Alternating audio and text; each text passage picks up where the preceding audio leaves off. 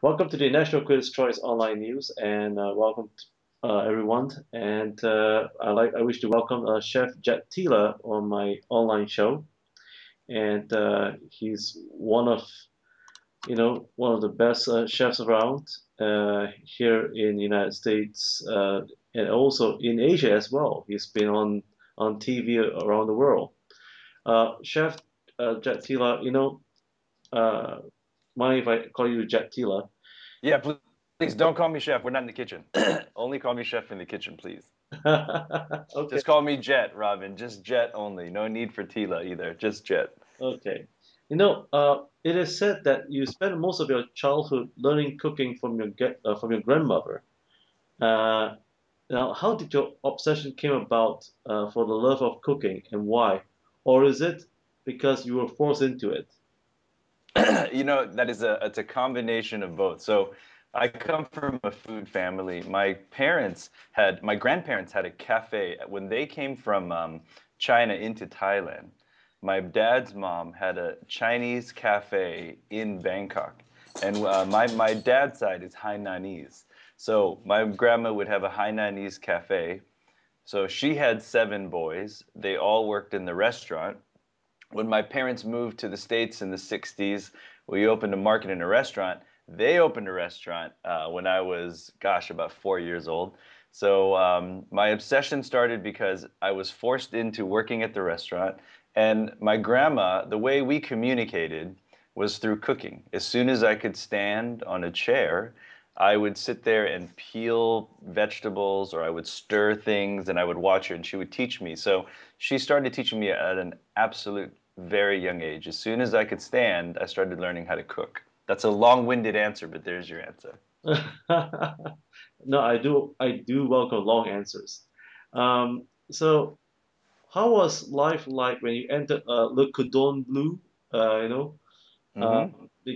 because you spent quite a fair bit in your grandma's kitchen, and you went on to Le Cordon Bleu to learn more about cooking.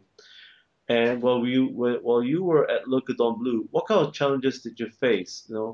Was there any cultural conflicts with your mentors between French and Asian cuisine? I'm sure that they find it hard to understand why an Asian guy would want to learn French. That's a great question. In all the years, in 20 years of being interviewed, this is the first time someone asked me a great question like that that's relevant. So, the challenge of going to Le Cordon Bleu is coming from the Asian kitchen, woks and steamers and fryers, we know nothing about it prepares you for very little of what to expect from the French kitchen because their set of rules and understanding of food is a little different than ours. The only thing that we have in common is because I've cooked Asian for so long, we understand how things cook, how you cut things. But outside of that, I had to start all over in my career.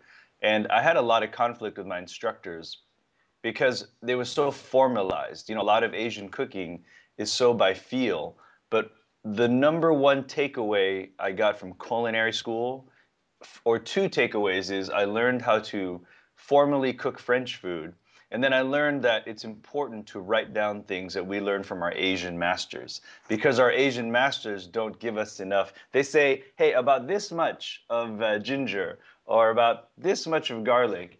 And I took that and I learned how to quantify that. And that's how now I can teach, people ahead of me. So it was a benefit. I needed it to become who I am today. Huh. And now, was there any favorite moment that you have while you were at Le Cordon Bleu? I mean, the moments with your mentors. Well, I had one mentor, I had one instructor that I did not get along with. He was an Asian instructor. He felt like he knew everything, even though he's never worked at an Asian restaurant. And I was also interning at the Los Angeles Times at that time. And at 23, I was just a baby. I wrote a cover story. So he walked into the kitchen that night for class, and he had this giant newspaper, and he really hated me, that guy. And he said, "What? I can't believe you're in the front page of the newspaper of the food section." This guy's about 40 something years old, and he never really made it. So that was justice. That was a nice little moment of see, you don't know everything. We're always learning. So that was a great moment for me. Outside of that, you know, culinary school is necessary for those who want to really excel. But you know, that was one of my most memorable moments of culinary school. And what are the three takeaways, learning takeaways when you left?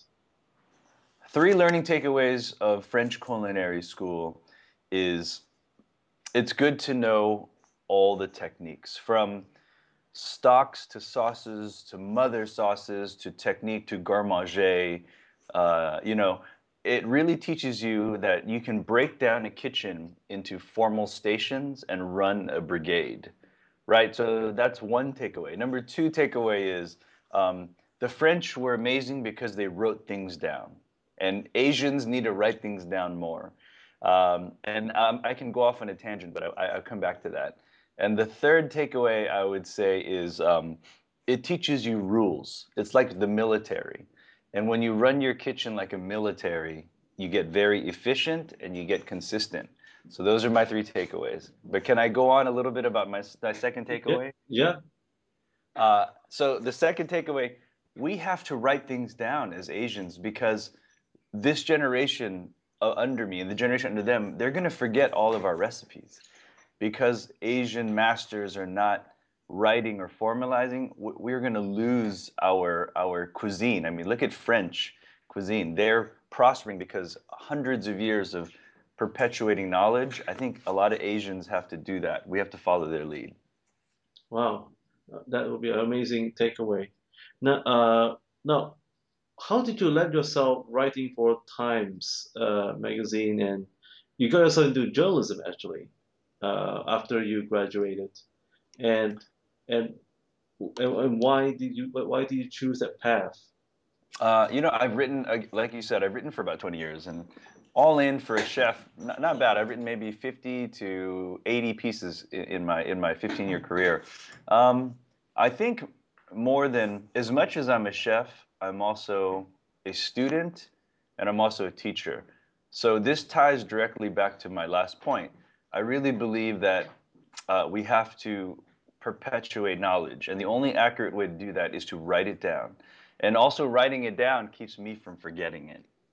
So this is the only way I can write one article and teach thousands of people about Chinese New Year.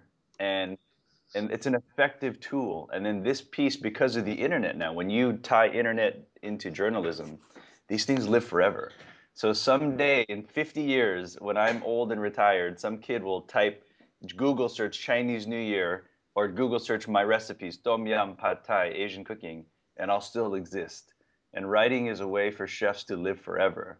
If they're good writers. If they're bad writers, then you might be forgotten. So Now, do you see yourself as a Thai chef or Asian chef? You know, what is no culture now today, even for the United States? again, Robin, great questions. You've done your homework. My hat's off to you as a journalist and an interviewer. Um, I am an Asian American chef, right? Meaning I'm of Asian descent, born in America. If I was in Singapore or Thailand, I would be labeled as I would be defined differently. But because there are very few voices in this country that speak, I have to speak for all of us. So I focused my studies Thai Chinese because that's my culture. Japanese because I was very passionate about learning all the kitchens of Japan, the raw kitchen, the steam kitchen, the fry kitchen. And because of my journeys and travels, I've learned other cultures. So I can cook a little bit of I need to learn Singapore better. That's what I really need to learn. But I consider myself an Asian chef because I'm an Asian American. I have to speak for all of these cultures. Yeah, again, I'm giving you long answers. If you want shorter answers, just tell me, okay? No problem, no problem. I enjoy the long answers actually, and so do my viewers. Okay. My viewers also like to know how did you actually land yourself as a celebrity chef on television? You know, how did that happen? First time I was on TV, Food Network just started. coming out, and I think about 1998. And it sounds like a long time ago because all these young kids that are cooking were just barely born. Um, I cooked for one of the producers, one of the big time producers for food television very early. And that was just luck. Or it was right place, right time. And from that one appearance, I saw food television as a tool to be a very efficient tool to teach cooking. And if you think about most cooking shows is about teaching, right? You want to learn something when you watch a show. It's not. This is before reality drama TV. So I told myself two things. I have to go to culinary school because I know Asian, but I need to know how to speak in the French language and the American language of cooking. And then I learned you have to become a personality because if I talk like this on TV, people get very bored and I don't have any personality. But if I teach myself, if I get some media training and I know how to engage people through the little lens, then people get excited. So that food TV has changed the world. I think you can agree, and most of us agree. Television and food coming together has changed the game in the last 10 years. So it was important for me to be a celebrity, quote unquote, chef, to use this media to teach even more people. Huh. Now, you're different from most chefs that I observed watching your show over the years. Uh, why did you choose to explain the definition of the ingredients? That's one thing I've seen. Why do you choose to do that? Why will you not do it without it? What I do it because this is how I learn, right? Most people, even Asian people, sometimes can't cook Asian food. So if I tell you this is a pencil, it's not enough. If I tell you there's a piece of lead in the pencil that makes the mark because it breaks off every time you write with it, it cements that piece of knowledge. And I think it makes you a more effective cook, right? I'm arming you with the tools to be better and more efficient and stronger. So I think it's important to me to break down ingredients because you have to learn how they play together. A really delicious dish is like a quartet or a symphony. It's many different pieces coming together to make music, right? And if I need to teach you you know, what what a guitar does and why you need a bass guitar, why you need drums for rhythm, right? Why you need piano for melody and how they play together. So that's why I teach that way because if I teach you the pieces, the entire composition becomes better. Now, I have another question that's from one of my viewers. They ask, have you ever cooked some dishes that were found out of taste during the television show? I know that when you cook those dishes and you demonstrated how tasty it was, but have you ever tasted something that's out of taste? I know that it's hard to. No, no, I full disclosure. I'm not gonna lie. When I was shooting Chasing the M, the one dish that I was not happy about, that I tasted on camera, and I had to say, darn it, I have to sell this, but I really walked away unhappy. Believe it or not, was the Singapore show. I I can't master chili crab to save my life, right? I can't for some reason. I can cook so many things in the world, but I can't make chili crab amazing, and I can't make laksa amazing yet. So tell your viewers I need help. Send me their mom's recipes. Send me their mom's YouTube videos so I can learn from them. So that's one show that I walked away after 24 episodes and said, I can't do Singapore right. It's killing me. Okay. Now, you opened a cafe over at the Google headquarters. How's it going so far? And do you have any plans to open more cafes uh, as such in the near future? Yeah, so Google was amazing, and the thing about media is the dirty truth is I opened Google, 7 years ago, right? Mhm. And and then I did Chasing the Yum, the TV show, about 5, 6 years ago. Even though you see it every day, you think it's real every day, but so all those are going very well. The next project is something called Chef Jet Modern Asian Kitchen, and I'll send you photos. But these are cafes in universities, business institutions like Google and hospitals. So it's a big fast food, but more pan-Asian. So that's my next. We have four already. We're going to open more. So is it some kind of like a food court concept? Yeah, it's America, the most famous Asian food court concept right now is probably Panda Express. I think people know that name. But it's like that. It's a fast food concept, and there's always Pan-Asian. So there's Thai, Chinese, Japanese, Korean, and there's always a vegan option, and there's always gluten-free options, Wow. because that's the diet now of America. Now, you're a fan of social networks like Facebook, and would you consider opening one in the near future with Facebook? No, just kidding. Know one of the chefs at Facebook, so don't. You're kidding, but we never know. We never know. I- Yeah, that's right. Facebook's founder, his wife is Asian, so you never know. They have great Asian chefs. If you come to the States, we'll go to Facebook together. We Now, can- tell me something. You did start a food home delivery service called Schwans. What does it mean? Because most of my viewers would like to know because they're traveling to the United States on and off for holidays or for business, and they came across this delivery service called Schwans. What does Schwan mean, and how did you promote it? Did you have a strategy? Because it's an Yeah, online delivery service. that's a great question. Again, if I get too long, let me know. I'll shorten my No, answers. no, it's okay. Please Okay, take your time. no problem. Schwans is America's largest and oldest frozen food company, period. They're like the kings. So they have a division called home service, right? In most of America is actually rural America. I mean, most of the world knows the big cities like San Francisco, New York, Los Angeles, Chicago. But most of America lives 30 minutes to 1 hour away from a large grocery store. So Schwann's home service division has 3,000 large frozen trucks that go out to millions of homes and deliver fresh frozen food. And they were shooting Top Chef, I think season 5 in Las Vegas. And one of the quick fire challenges is if you win the quick fire, you get a frozen food meal from Schwann's made in your name.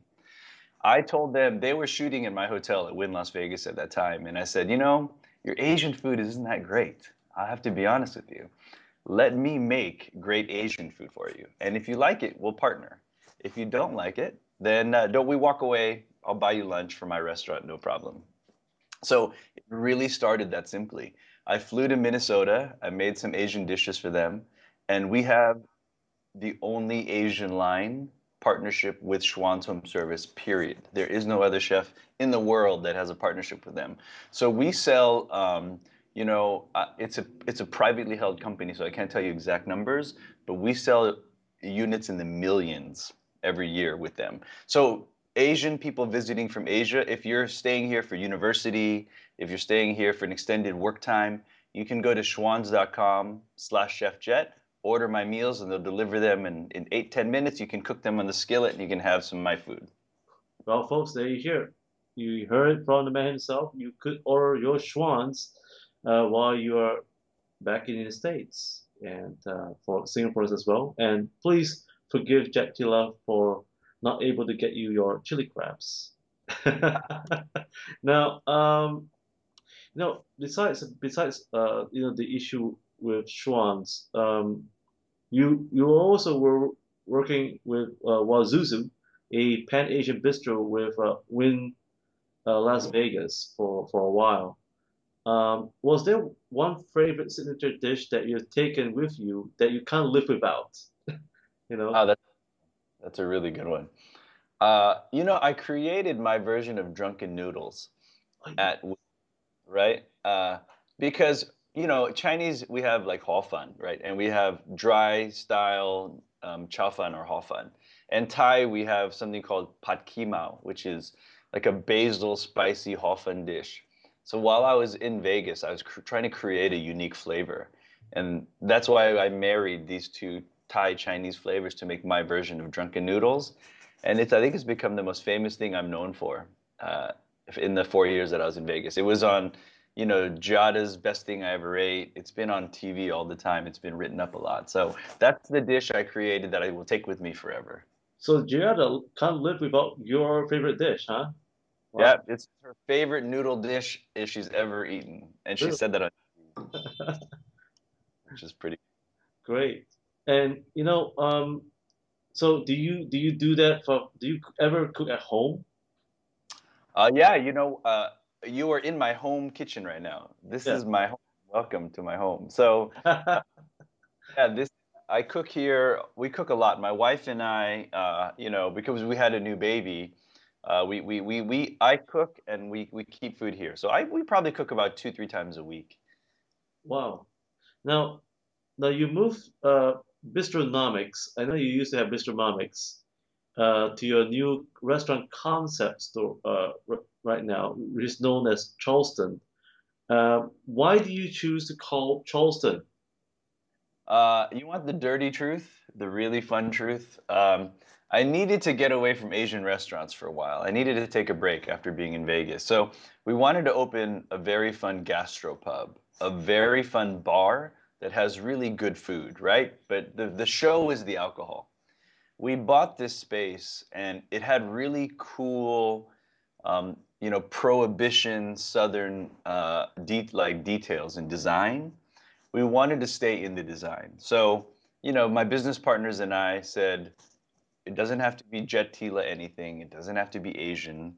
What name ties to the style of this restaurant? And that's why we called it the Charleston. When you walk in there, you think about the 1920s and the dance, the Charleston. You think about Prohibition. So it's like a speakeasy. And that's why we called it the Charleston. Saying that you do have great acts, the jazz and blues and whatnot during the week. And folks, please don't forget to drop by at the Charleston, where Jack Tila resides. Yeah, and always let me know first. Tweet me at Jet Tila. Let me know you're coming, especially if you're from Asia.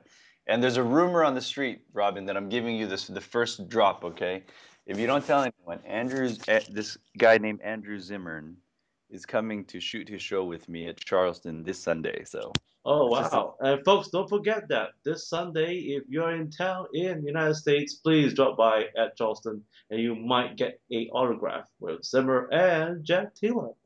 that's Now, Jack, finally, no, it's not finally yet, but do you believe in destiny? Is this the life that you strongly believe that you're born to be a great chef? And if you do fail, do you have a plan B? wow. That's a again, Robin, of 20 years of being interviewed, probably some of the best, if not the best, top three interviews in my life here. Um, God, do I believe in destiny? My wife absolutely believes in destiny. She says I was meant to be here right now. I'm a little more cynical. I think it's been a lot of luck with skill and time, right? I think that's what it is. It's been the right place, right time, the right skill set, and a little bit of luck. So I don't know how to do anything else in life. And if you asked me 10 years ago if I failed, what would I do? I would have said, I'll go become a police officer. I'll go chase criminals, shoot guns, drive cars really fast, live on adrenaline. But I think I've insulated my life now to this is all I ever can do in my life. And I'm one of the fortunate chefs that can make a living doing it. But I'm very lucky. I do what I love every single day. So no, there's nothing else. If I fail, I'm going to walk off into the sunset like Kane from Kung Fu and just wander the earth if I fail. This is it. Is one chance. No, but let's say, but do you believe in reinventing plan A? If you don't have a plan B, do you believe in reinventing yourself? Yeah, I believe a good chef has to create a brand out of themselves. So instead of when you fail, you reinvent yourself, you have to put your eggs in a few different baskets as a chef in this modern era of cuisine, right? You cannot just be a chef who cooks in a restaurant. You have to have a B plan, a C plan, all concurrently, not after you fail. Because when you fail in this business, you are forgotten that fast in about 1 minute. As so I've branded myself in frozen food. I have branded myself in restaurants. I have branded myself in fine dining Asian large scale. I've branded myself in retail. So this is why we will try to not fail, is because we're trying to leverage all of our contacts. So I think we're almost to the point where I can say we've already succeeded. I can think about paying off my daughter's college education soon. So that's a I think that's the learning point from that great question. Now, how do you manage to find love? That's one of my viewers' question because you are married now, you have a baby, and how did you have the ability to cultivate work life balance? And because and do you actually cook at home after work? Because I'm pretty sure that most chefs usually what I heard is that they have their wives cook for them. So what's your take? This is in Asia. Wives don't cook in America. We're not lucky like that. Asian wives still cook in the home. My wife's listening right now, probably thinking, "What a jerk!" But American wives don't cook, man. Get that in your head right now. So all you Asian men in Asia trying to come over here, find an American wife, prepare for them not to cook for you, okay? Because that's not going to happen. Um, did you hear that? Without my wife's right here saying, "What did she say?" I'm like, the question, you missed it, honey, is how did I manage to find a work-love balance? And the truth is this, Robin.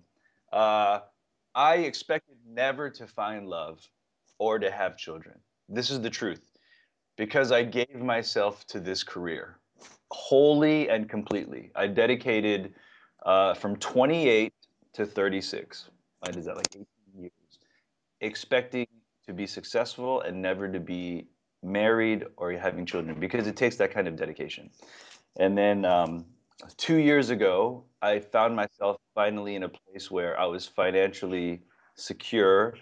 And I met the woman that I met 5 years prior in a cooking class. I met my wife teaching cooking classes in Los Angeles 6 years ago, almost maybe 7 years ago. And we fell in love, and I decided I have to, I want to, I want to go down that path. I found a woman that I love so much that I want to get married. I want to have kids. So that's why I left the restaurants full time. So I don't think most chefs, it's very difficult to have a work-love balance if you're working in a kitchen 100 hours a week. So that's another reason chefs should find another outlet. Try to diversify. I'm so sorry for your long answers, Robin. I Ah, apologize. no, no, no.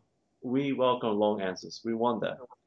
I like a ghost. You see the glimmer over there. So anyway, Now, one of my viewers now is asking me and that is, what is your strategy to succeed as a chef? And what are the three keys in improving yourself and your concept restaurant? that's a good question. Wow, man, Asia's got the interviews and the best viewers. Okay, where do I begin? What's the first question? Is what's the strategy, right? Yes, what's the strategy what's the strategy to succeed as a chef yourself? Strategy is I look at two mentors. You're gonna laugh, but I look at two mentors. Wolfgang Puck is a mentor. He's an amazing chef that built an empire through diversity. Restaurants, retail, frozen foods, strategic partnerships. My second celebrity mentor is Ryan Seacrest. Do you know Ryan Seacrest? He does the radio show in the morning. He does American Idol TV shows at night. He does the news show, and he produces all the Kardashian reality shows. The man doesn't sleep. But the two takeaways from those two mentors is diversity, is to diversify the brand. And the strategy is build great teams. In each company that you build, you have to have people that you can trust that are amazing. Spend the money for great teams, and all that will come back in tenfold. So Uh, those are the Tila strategies. oh, could you repeat your three strategies, the three strategies again? Because we kind of like lost in between. Oh, no problem. Is my back or is it still tough? Okay. Is that better? Yep. Okay. So diversify, like stretch your brand out, have many outlets, and in business school.